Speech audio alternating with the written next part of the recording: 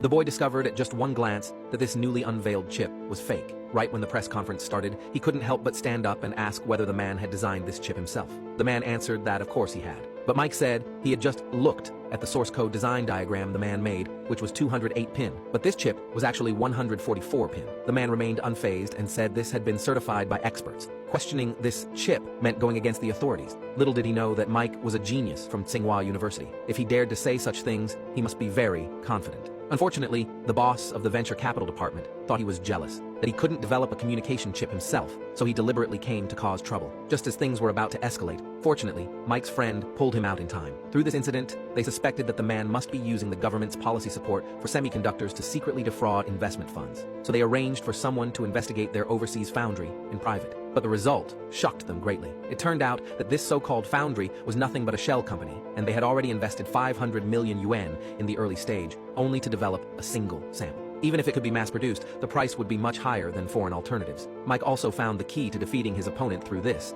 That was cost control. But quality couldn't be compromised. For a while, everyone was at a loss. Just when everyone was at their wits' end, little did they know Mike already had his own solution. He planned to reduce the chip lithography from 4 layers to 2 layers, but the functionality would be no worse than before. Everyone thought this was pure fantasy, completely impossible to achieve. But when Mike presented his design proposal, they were utterly stunned. Now all the problems had been solved. They were just waiting for the real chip to come out. Meanwhile, Yuanhang Technology had a concept chip, but kept delaying mass production. What worried them even more was that negative news about the foundry had gradually started spreading online. Upon learning the news, the boss immediately confronted the man, demanding to know what was really going on. The man had thought that by stealing a foreign communication chip and grinding off the label to put his own name on it, he could defraud investors. He never expected the boss would discover something was wrong so quickly, but he wasn't afraid at all. Instead, he proactively picked up the phone and told the boss to call the police. Just as the boss was about to dial, the man pulled out a stack of expense receipts, saying these were the boss's wife's shopping reimbursement receipts from last month's vacation. Not only that, he had also saved evidence of the boss's shady activities with other women. After this series of moves, the boss was completely deflated. From then on, the boss completely sided with the man and helped him continue to cover up this enormous lie. Little did they know, it would soon arouse the suspicion of higher-level leaders.